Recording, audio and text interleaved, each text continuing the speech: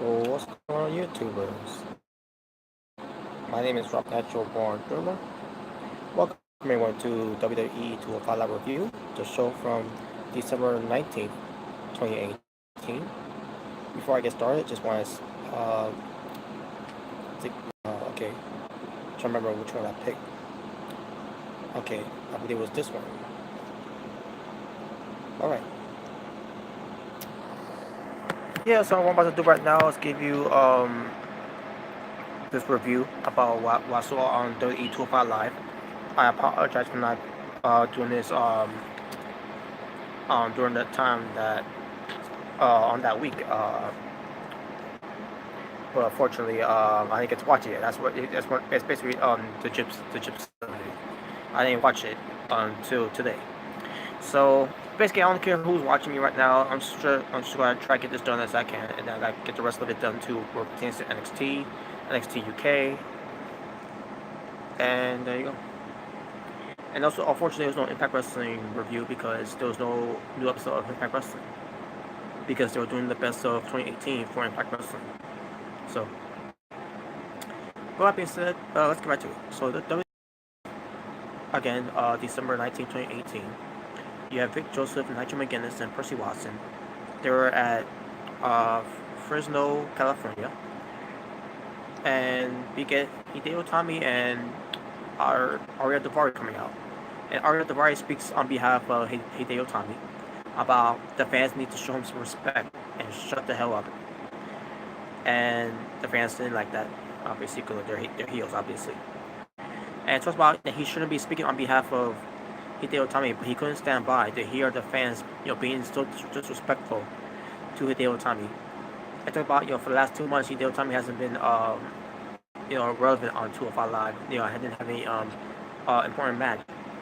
And then talks about how, because this whole thing, they wanted to cancel this episode of 205 Live, but then Drake Magic comes out and threatens to suspend both of them on the show because on commentary, Vic Joseph was selling the fact that Hideo Itami and Arya Daivari not scheduled to be here, they're not supposed to be here, and blah blah blah. The way he was selling it, he sounded like these guys are in danger of this company. That's how it was being presented. It was weird, but whatever. But anyways, so then Norman Dar comes out and talks about he wants to take care of them. And then Drake Maverick decides, you guys are lucky, but next time you do this, you're going to be fired. Both of them, Arya Daivari and Hideo Itami. Doubt they'll be fired.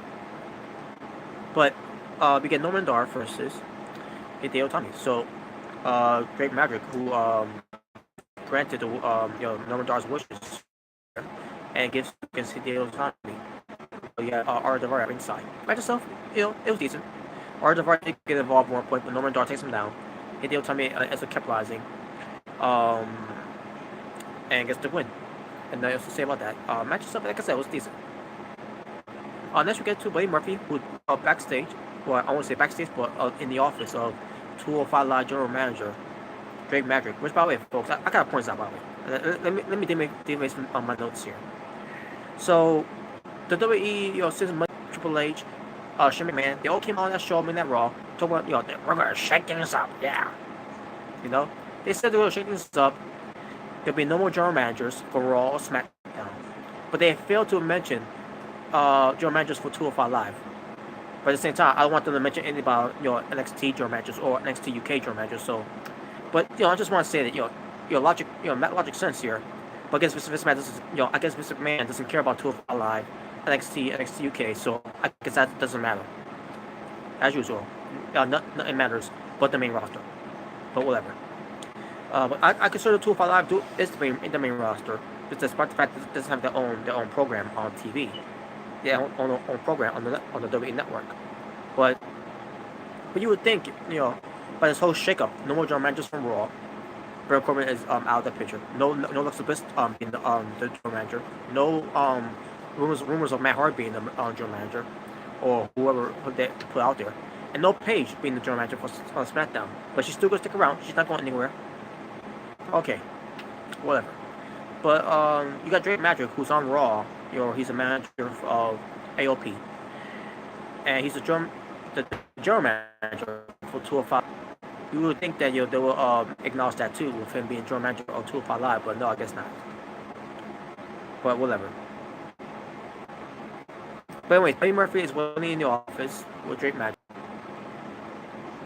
Okay, I'm back. Sorry about that. And Mustafa Ali, in cruiserweight in the world. All he has to do now is ask Drake Magic to this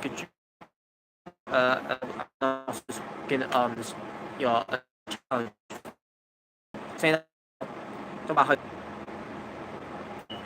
All right, I'm back now, folks. Sorry about that. Again,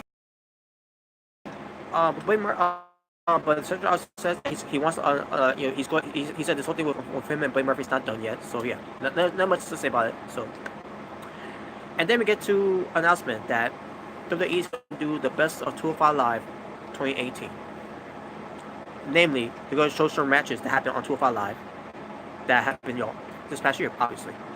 And same as the women. So for next 205 Live episode, what they're going to do? Have Drake Magic do a segment to announce this whole challenge with Buddy Murphy while they're doing this, so showing the best of 205 Live in 2018. I don't know how they're going to do it, but we'll see.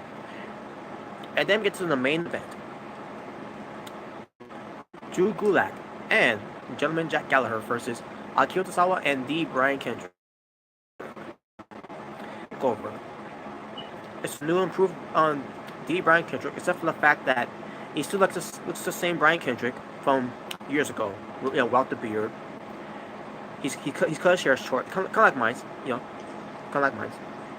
Like up to here to the. Yeah, he cut his hair short. He's not got a beard no more, but he's got the white jacket like he did before. And back when he was part of SmackDown at one point. Who at the time he was that's where he became D. Brian Kendrick, and he's wearing he still wears the any ridiculous design wrestling text he wears. So yeah, that's basically it's a new Brian Kendrick. I think Big Joseph Man said this. The new D. Brian Kendrick. I was like, no, I've seen this Brian Kendrick. I've seen this old Brian Kendrick before. The only difference is, he's not wearing the text that he wants to wear when he first became D. Brian Kendrick. But either way, it's a new improved D. Brian Kendrick. So yes, this is a tag team street fight match between Gulak and Gallagher versus Tozawa and Kendrick. Match itself, it was very creative. The way they used the weapons, the steel chairs, the desk chairs, the cover for the broadcast table. They tried to use a table, an actual table, but then Gulak and Gallagher took away that from people to put back under the ring, and they said no tables and all that. They had a mop, a broom, a bucket of mop. They had I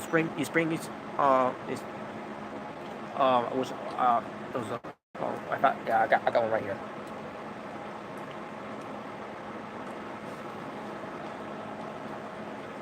I keep playing. It's all about was in the match by using as a getting Tozawa did the same thing to him, but with his finger.